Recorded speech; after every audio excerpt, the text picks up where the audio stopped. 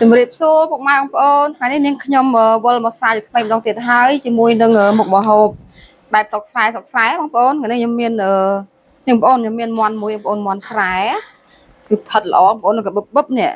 ហើយមាន់មួយហ្នឹងខ្ញុំយកមកធ្វើម្ហូបបាន2មុខបងប្អូននេះឥឡូវខ្ញុំបងប្អូនចង់ដឹងម្ហូបអីនាងបងប្អូនខ្ញុំប្រាប់នេះខ្ញុំមានគ្រឿងក្រៅរបស់ខ្ញុំមានដូចជា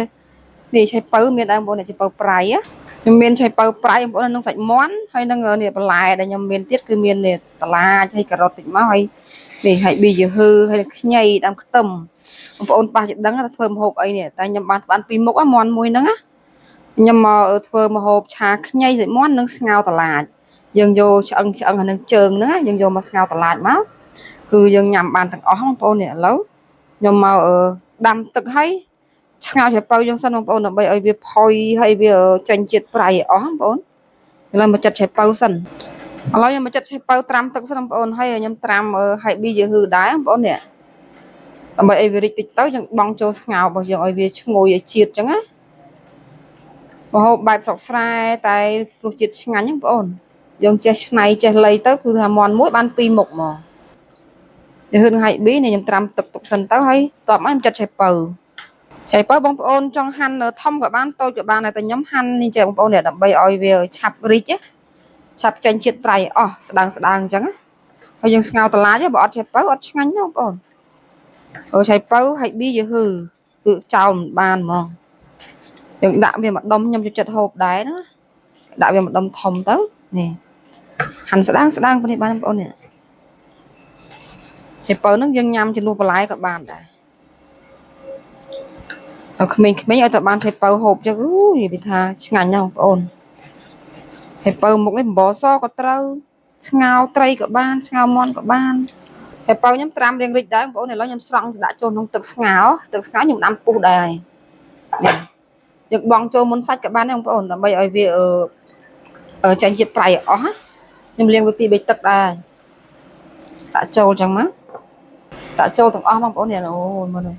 គាត់ដាក់ចូលក្លិនគេនឹងឈ្ងុយហើយឥឡូវនេះខ្ញុំមកកាត់សាច់មាន់ណាឆ្អឹងនឹងជើងហ្នឹងយកមកដាក់ចូលស្ងោររងាស់ឲ្យវាផុយបងប្អូននេះឥឡូវនេះខ្ញុំមកកាត់សាច់មាន់បងប្អូនមាន់ក៏ខ្ញុំកាត់យកតាឆ្អឹងដូចជាក្បាលហើយជើងអីបងប្អូននេះយើងអាចដាក់ស្ងោរតឡាចបានដើម្បីឲ្យវាផុយល្អយើងស្ងោរដាក់ស្ងោរឲ្យរងាស់ឲ្យយូរដែរណាបងប្អូននេះប៉ុណ្ណឹងមកនេះខ្ញុំលាងទឹកស្អាតហើយបងប្អូនជើងហើយនឹងឆ្អឹងខ្នងហើយនឹងឆ្អឹងនេះខ្ញុំដាក់ចូលក្នុងស្ងោរទាំងអស់នេះយើងលៃបាន2មុខអញ្ចឹងវាមួយយ៉ាងដែរបងប្អូនមានម្ហូបទឹកម្ហូបគោកយើងញ៉ាំទៅគឺវាមាន2រសជាតិអញ្ចឹងខ្ញុំកាត់ដុំប៉ុណ្ណឹងបងប្អូននេះប៉ុណ្ណេះមកនេះរួមទៅយើងស្ងោរតែឆ្អឹងហ្នឹងជាតិយកតំណាក់អស់នេះហើយមាន់របស់យើងសាច់គឺយើងទុកឆាខ្ញីនេះឆ្អឹងខ្ញុំកាត់មិញនេះទុកឆាខ្ញីបងប្អូននេះដល់កាត់ឆ្អឹងថែមទៀតសិនផ្លេសឆ្អឹងវាយើងផ្លេសយកផ្លូវទុកឆាខ្ញីហើយឲ្យឆ្អឹងខ្នងហ្នឹងយើងយកទៅស្ងោរស្លាបអីហ្នឹងជាមកអស់បងប្អូនពីរួមទៅស្ងោរតឡាចយើងយកតែជាតិហ្នឹងបងប្អូនឥឡូវសាច់មាន់របស់យើងកាប់ហើយបងប្អូននេះខ្ញុំកាប់លេខជា2នេះឆាខ្ញីនេះស្ងោរឥឡូវខ្ញុំបង់ឆ្អឹងមាន់ដាក់ចូលក្នុងស្ងោរតឡាចបងប្អូនតែប៉ុណ្្នឹងឈ្ងុយតាណាអស់បងប្អូនហើយនេះច្រើនដែរហ្នឹងព្រមមាន់ធំដែរបងប្អូនឡើងកន្លះឆ្នាំងបាត់នេះឥឡូវខ្ញុំមកបង់គ្រឿងស្ងោរតឡាចសិនតបមកយើងរៀបគ្រឿងឆាខ្ញីម្ដងខ្ញុំដាក់ខ្ទឹមសតិចបងប្អូនខ្ទឹមសច្រាំហើយស្ករសអំបិលតិចមកប៊ីចេងបន្តិចនិងម្សៅស៊ុបខ្នុរបងប្អូនម្រេចចាំដាក់ក្រោយម្រេចបីវាឈ្ងុយបងប្អូនអើយនេះម្នាក់មើលសាច់ហើយឆៃពៅពេលរីកទៅធំណាតែខ្ញុំហាន់ស្ដើងអញ្ចឹងយើងញ៉ាំស្រួលទេបងប្អូនឥឡូវខ្ញុំមកចិត្តតឡាចដើម្បីបងស្ងោរបងប្អូននេះតឡាចនេះខ្ចីល្អនេះបងប្អូនអើយនេះតំបេះថ្មីហ្មងតឡាចខ្ញុំចូលចិត្តកោសចិត្តទេបងប្អូនកោសទៅវាឆ្ងាញ់នេះកោសអញ្ចឹងបងប្អូននេះខ្ចីល្អតឡាចនេះ យើងស្ងោរមាត់ពី3នាក់អញ្ចឹងបន្លាចមួយបានណាបងប្អូនហើយមាន់មួយហ្នឹងបានហូបពីមុខដែរអញ្ចឹងទីទៀតខ្ញុំឆាខ្ញីខ្ញុំឆ្អិនស្ងោរសិនខ្ញុំចិត្តកោសអញ្ចឹងបងប្អូននេះកោសទៅវាឃើញវាខ្ចីល្អណាតឡាចបើយើងចិត្តសបកអស់ក៏មិនឆ្ងាញ់ដែរតែបើថាតឡាចចាស់សបករៀងរឹងតែបើខ្ចីអញ្ចឹងកោសបានទេបងប្អូនឥឡូវចិត្តរួចហើយបងប្អូនយើងលាងទឹកឲ្យចាំយើងចិត្តដុំអញ្ចឹងណាខ្ញុំលាងទឹកតឡាចសិនឥឡូវតឡាចលាងទឹកឲ្យបងប្អូនកាត់កង់មកចាំយើងចិត្តវាជាដុំដុំតូចល្មមដែរបងប្អូនមកល្មមមួយម៉ាត់នេះប៉ុណ្ណេះមកតឡាចមួយហ្នឹងមួយឆ្នាំងបឹបហ្នឹងបងប្អូនណាតឡាចគឺថាស្ងោរផុយពេកក៏មិនឆ្ងាញ់អញ្ចឹងស្ងោរមកល្មមបងប្អូនខ្ញុំបង់ដូចជាបំពុះពីបំពុះខ្ញុំលើកហើយតឡាចតែការ៉ុតយើងដាក់មុនក៏បានដែរតែដាក់ស្លឹកណាល់គ្នាក៏បានឥឡូវខ្ញុំហាន់ការ៉ុតដាក់ចូលដែរបងប្អូនហាន់រួចរាល់ហើយខ្ញុំបង់ចូលក្នុងស្លហើយព្រោះស្លយើងងាស់យូរដែរបងប្អូនចង់ប្រហែលជា15ទៅ20នាទីដែរហើយឥឡូវយើងបង់តឡាចចូលណាទោះពពុះចេញតិចបងប្អូនពពុះគៀនវា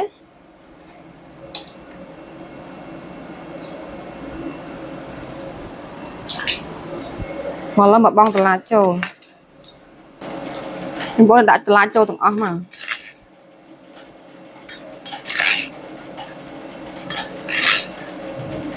នេះអូមកពណ៌ឡើងស្រស់បងប្អូនអើយនេះឥឡូវយើងដាក់ស្ងោរងាស់ចោលបងប្អូនយកមកហាន់គ្រឿងសម្រាប់ឆាខ្ញីម្ដងណាមានដើមខ្ទឹមបងប្អូនខ្ញុំបកស្អាតលាងស្អាតហើយខ្ញុំយកវាខ្លះទុកដើម្បីបងស្ងោរតឡាចខ្លះហើយខ្លះទៀតគឺយើងដាក់ឆាខ្ញីនេះវាយហ្នឹងមកបងប្អូនចង់ហាន់តូចក៏បានដែរតែខ្ញុំហាន់វាយនេះទៅវាឆ្ងាញ់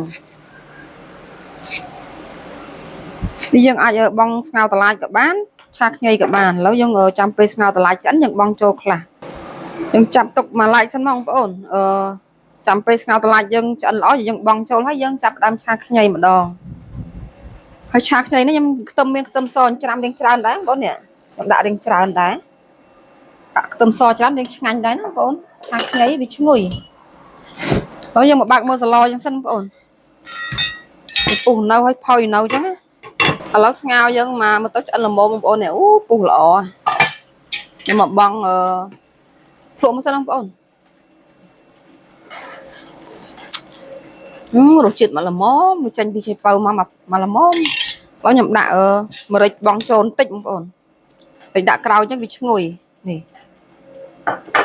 ហើយបងដើមខ្ទឹមចូលតិចមកបិទភ្លើងបងប្អូននេះតំណងមែនតែនហ្មងណាមើលតឡាចនៅខៀវចឹងបងប្អូននេះបើយើងស្ងោរឲ្យវាពណ៌រៀងលឿងទៅគឺអត់ឆ្ងាញ់ចឹងបងប្អូនខៀវប៉ុណ្ណឹងឆ្ងាញ់ឥឡូវខ្ញុំបិទភ្លើងលើកឲ្យដើម្បីយកចក្រានឆាខ្ញីម្ដងចាក់ប្រេងតិចមកបងប្អូនប្រេងចាក់រៀងប្រហែលជាមួយវែកសឡដើម្បីយើងកំពងខ្ញីកំពងខ្ញីតិចក៏វាឆ្ងាញ់ដែរតែយើងមិនកំពងក្រៀមពេកបងប្អូនក្រៀមពេកអត់ឆ្ងាញ់ទេនេះមកល្មមឲ្យសពតតិចបានហើយខ្ញីខ្ញុំទិញគេ4ខាំបងប្អូននេះច្រើនដែរហ្នឹងតែពេលយើងកំពងទៅគឺវាអត់សូវច្រើនហ្មងហើយវារៀងកពូនតិចដែរ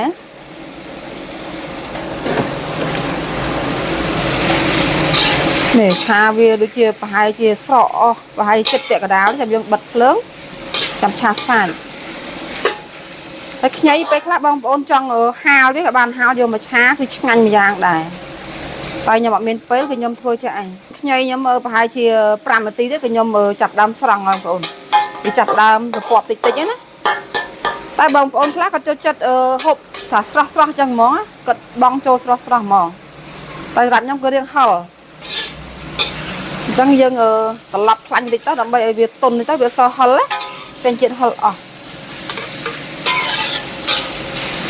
ខ្ញីទៅឈ្ងុយល្អបងប្អូននេះតិចខ្ញុំស្រង់ចេញហ่ะអត់ឲ្យស្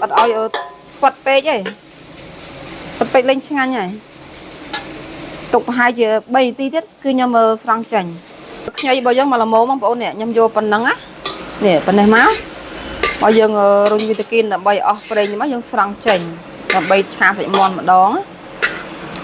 ប៉ុណ្ណឹងមកក៏ល្មមឆ្ងាញ់បងប្អូននេះខ្ញីហ្នឹងបើស្វិតពេកក៏អត់ឆ្ងាញ់ដែរយើងទុកឲ្យវាច្រប់ខ្លះស្រង់មកអស់បងប្អូន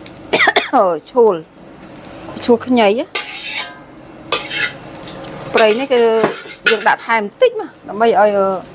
ឆាសាច់ឲ្យវាឈ្ងុយថែមប្រេងបន្តិចចាប៉ុណ្ណេះមកតែមកយើងដាក់ខ្ទឹមសចូលបងប្អូន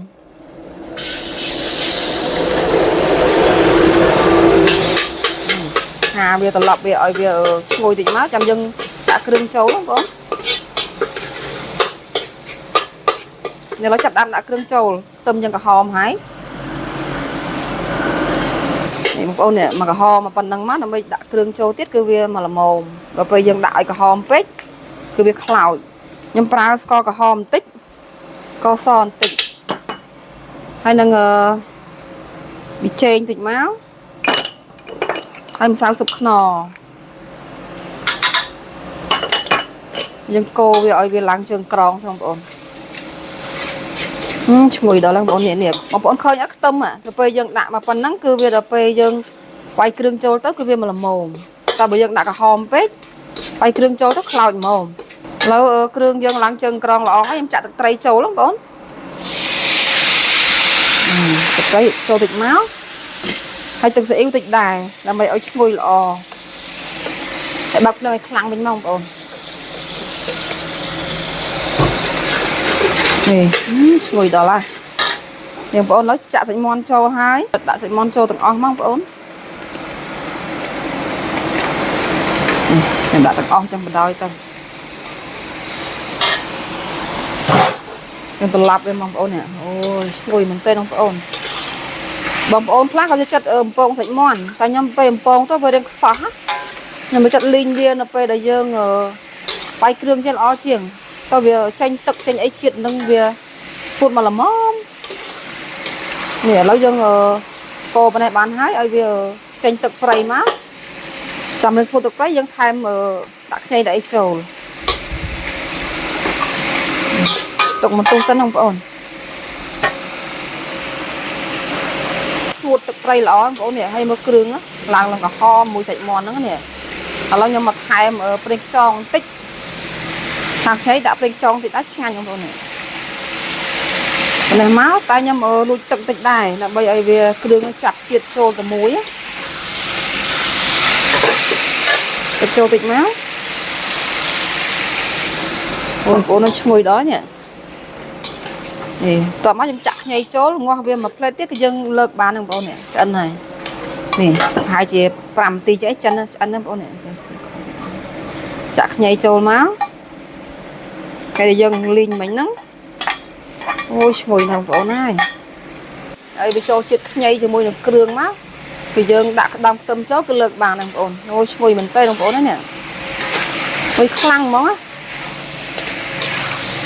ឥឡូវខ្ញុំមកភ្លក់បន្តិចចង់ដឹងថាវាល្មមនៅញ៉ាំបងប្អូនតែយកទៅប្រៃបន្តិចខ្ញុំថែមទឹកស៊ីអ៊ីវបន្តិច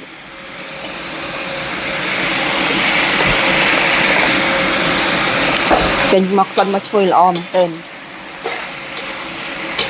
ហើយខ្ញុំចាប់ដាក់ដើមខ្ទឹមចូលបងប្អូនដើមខ្ទឹមយើងហាន់មិញហ្នឹងឲ្យចូលទាំងអស់មកបងប្អូន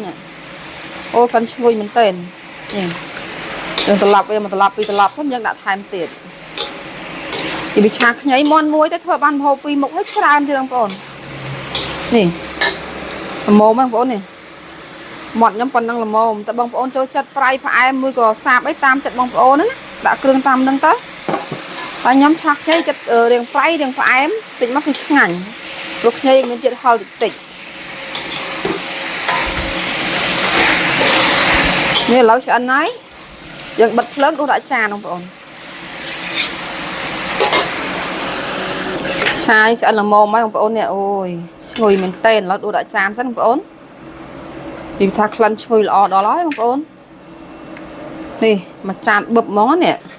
ដាក់អត់ចង់អស់ទៀតណា មន់មួយសោះធ្វើម្ហូបបានពីរមុខហើយគឺថាច្រើនទៀតបងប្អូននេះអូសាច់មន់គឺថាមើលទៅផុយល្អណាខ្ញុំងាស់យូរដែរនេះកាប់ដុំធំចឹងមកយើងញ៉ាំទៅវាងាយស្រួលក្នុងការញ៉ាំដែរវាមិនពិបាកថាដុំណាឆ្អឹងដុំណាសាច់ចឹងណាតោះពុកម៉ែបងប្អូនមកផ្សារបាច់មកខ្ញុំទាំងអស់គ្នាឆ្អិនហ្នឹងបងប្អូននេះមកអូយម្ហូបតំណងមែនទែនឆាខ្ញីឡើងតំណងនឹងឈ្ងុយហ្មង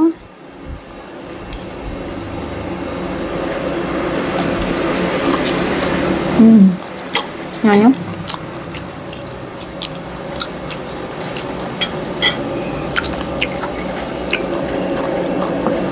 មន់ស្វាយចឹងវាទុំឆ្ងាញ់ណា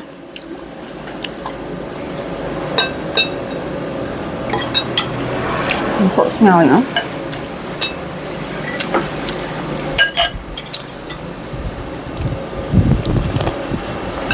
ស្ងោយឆ្ងាញ់ណាមកល្មម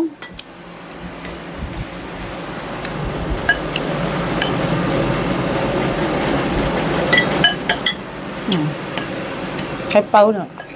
ហើយល្អស្លាចហើយក៏ឆ្ងាញ់ដែរស្ងោប៉ុណ្ណឹងមកល្មមហើយឆ្ងាញ់